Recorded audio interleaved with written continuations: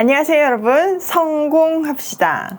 우리는 살다 보면 자기 연민에 빠지기가 참 쉬워요, 그쵸? 특히 하나님이 맡기신 사역을 하다 보면 더 그럴 때가 있는 것 같아요. 오늘 거기에 대해서 어떻게 대처해야 하는지 바울이 알려주고 있는데요. 자, 바울의 케이스를 통해서 우리가 자기 연민에서 벗어나고 크리스천답게 자존감을 가지고 살았으면 좋겠어요. 이제까지 바울은요, 자기를 높이거나 자랑하는 그 대적자들을 굉장히 혼냈어요. 그런데 지금은 자기가 자랑할 필요성을 느껴요. 그 목적은 그 대적자처럼 자기를 높이는 것이 목적이 아니라 고린도 교회 성도들을 세우기 위함이었어요. 자, 바울의 자랑 한번 들어보실게요. 1절.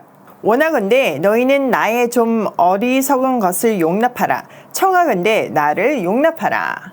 자, 지금 고린도 교회는요, 거짓 교사들의 말에 휘둘려가지고 바울을 오해하고 지금은 이제 그 오해가 풀리면서 하나씩 해결해가고 있는 상황이에요. 그 변호를 위해서 그들의 눈높이에 맞는 자랑을 통해 자기의 속마음을 알려주기를 원해요. 그래서 이제 자기가 자랑을 시작할 테니까 이걸 좀 용납해달라고 하는 거죠. 사실 바울은 이 어리석음이라는 단어를 사용하고 있는데요. 이것은 거짓 교사들의 바울에 대한 평가였어요. 근데 그 단어를 그대로 사용해서 그들의 평가를 받아서 넘기는, 배포 있는 모습을 보여주고 있죠. 자, 지금 바울이 여러 가지로 공격을 받고 있었지만요. 그 중에서 지금 언급하고 있는 거는 첫 번째는 사례를 받지 않는 거였어요. 바울의 언변이 별로 좋지 않았잖아요. 그러니까 말도 대대하니까 찔리는 구석이 있어서 사례를 받지 않았다고 막 누명을 씌운 거예요. 두 번째는 겸손함이었어요. 당시 헬라 문화는 지금 시대와 마찬가지로 힘이 아주 큰 가치로 여겨졌고 외적인 조건인 스펙에 치중했어요. 그런 문화 속에서 한없이 겸손한 바울을 역시 하나님의 사람은 달라 이렇게 진심을 알아주는 것이 아니라 역시 뭔가 꿀리는 구석이 있어. 그러니까 저렇게 살지 이렇게 평가한 거죠.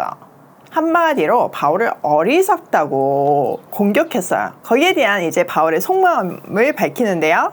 2절. 내가 하나님의 열심으로 너희를 위하여 열심을 내노니 내가 너희를 정결한 처녀로 한 남편인 그리스도께 드리려고 중매함이로다. 그러나 나는 자, 바울이요, 그들의 평가대로 어리석게 사는 진짜 이유는요, 하나님의 열심이래요. 이 열심이라는 헬라어 단어에는요, 질투라는 의미가 있어요.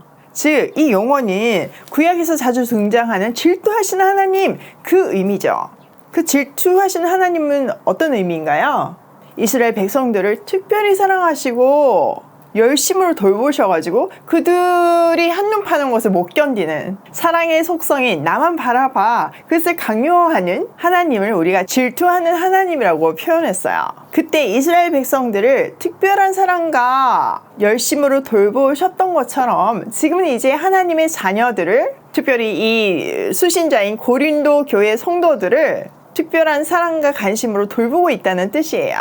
그 고린도 교회를 향한 하나님의 절절한 사랑이 지금 바울에게 부어져서 자기가 고린도 교회 성도들에게 특별히 마음을 쓰고 있다는 의미죠. 또 이것을 결혼에 비유했는데요. 신랑이신 그리스도께 순결한 처녀로서의 고린도 교회 성도들을 소개하는 중매쟁이의 마음이래요. 자, 고대 사회에서는요, 중매상이들이 부모님이었어요. 그러니까 내가 지금 아비의 마음으로 너희를 돌보고 있다, 이 말이죠.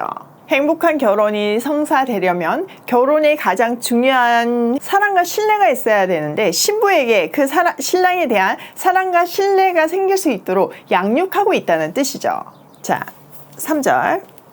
뱀이 그 관계로 하와를 미혹한 것 같이 너희 마음이 그리스도를 향하는 진실함과 깨끗함에서 떠나 부패할까 두려워하노라. 창세기에 아담과 하와 이야기를 인용하면서 결혼에서 관계의 중요성을 강조하고 있어요.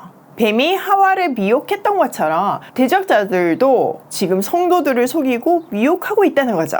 미혹이라는 것은 본질에서 벗어난다는 의미예요. 아담과 하하가 뱀의 미혹함을 받아서 하나님의 말씀에 불순종해서 관계가 깨어졌잖아요. 고린도 교회 성도들도 그렇게 될까봐 걱정이래요. 자, 4절. 만일 누가 가서 우리가 전파하지 아니한 다른 예수를 전파하거나 혹은 너희가 받지 아니한 다른 영을 받게 하거나 혹은 너희가 받지 아니한 다른 복음을 받게 할 때 너희가 잘 용납하는구나. 자, 앞에서 계속 그 미혹하는 사람들을 얘기했잖아요. 그 사람들이 고린도 교회에 다른 복음, 다른 영, 다른 예수를 전하고 있음을 추측할 수 있어요. 문제는 고린도 교회 성도들이 받아들인다는 거죠. 바울이 얼마나 속상했을까요? 자기의 목숨을 걸고 지금 복음을 전했는데 아니 거짓 사도들이 와서 그 얘기한다고 금방 넘어가는 게 너무 당황스럽기도 하고 속상해서 비꼬아요. 아이고 참 잘도 받아들이네요. 엄청 똑똑한 척, 지적인 척 내세우더니만 아니 어찌 가짜 분별을 못하나요? 이거 실화인가요? 뭐 이런 뉘앙스인 거죠. 자, 5절. 나는 지극히 크다는 사도들보다 부족한 것이 조금도 없는 줄로 생각하노라. 내가 비록 말에는 부족하나 지식에는 그렇지 아니하니 이것을 우리가 모든 사람 가운데서 모든 일로 너희에게 나타내었노라. 자, 이제 본격적으로 자기 변호를 시작해요. 자기도요, 세상 스펙으로 보면 지금 고린도 교회에 오는 거물급 사도들보다 조금도 빠지는 게 없대요. 자기가 비록 말은 조금 못하지만 지식에는 그렇지 않대요. 이 점에 대해서는 이미 우리가 사역을 하면서 여러분들이 잘 알고 있을 거라고 확신한다고 이렇게 말하죠.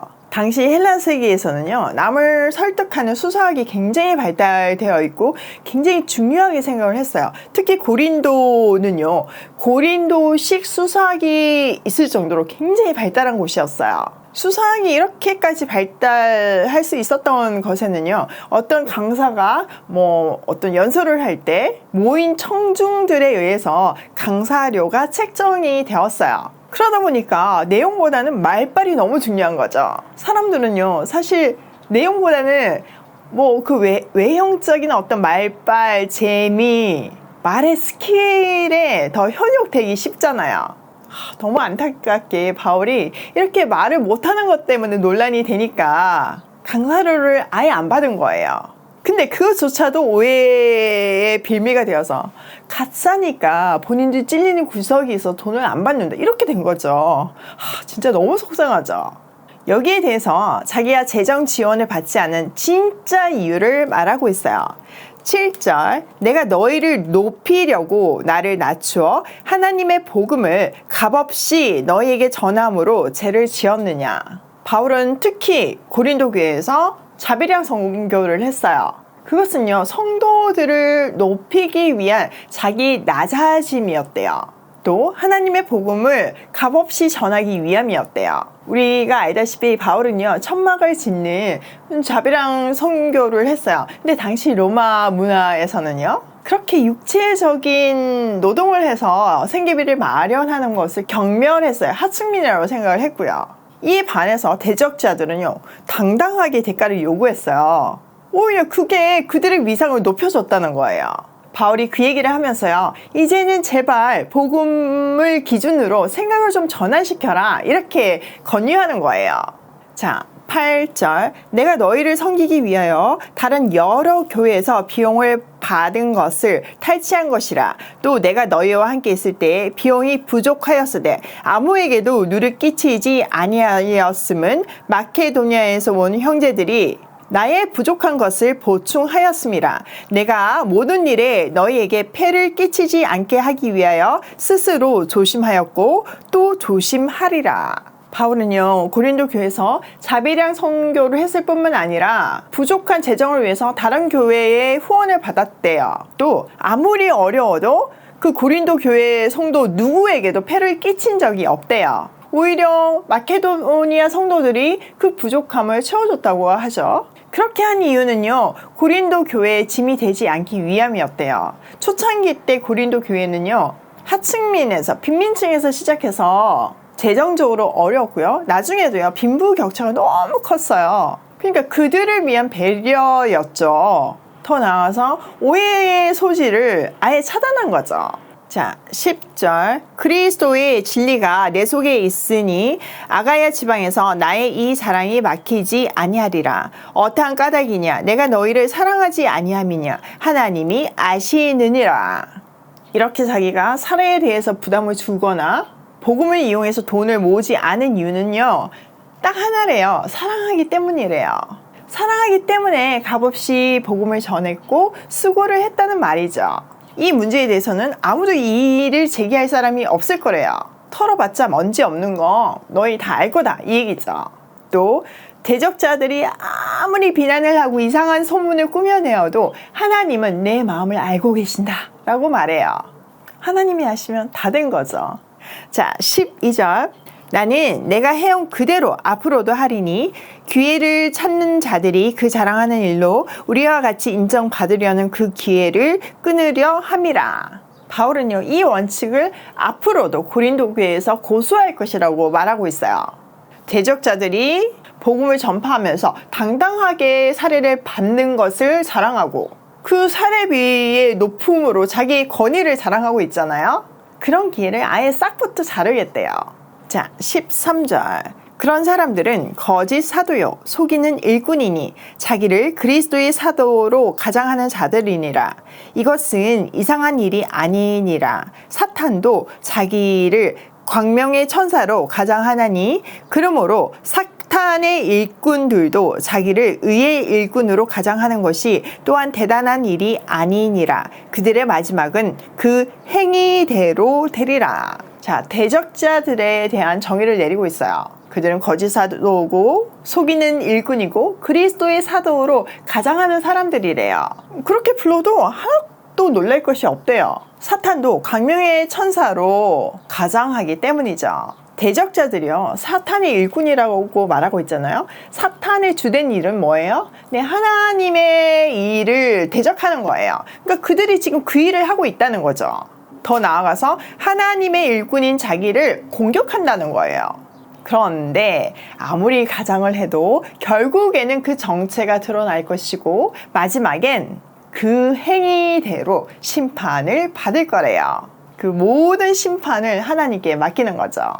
참, 바울은요, 알면 알수록 멋진 사람인 것 같아요. 자, 오늘 내용을 우리 삶에 한번 적용을 해보면요. 첫 번째, 남의 말을 쉽게 하지 말자.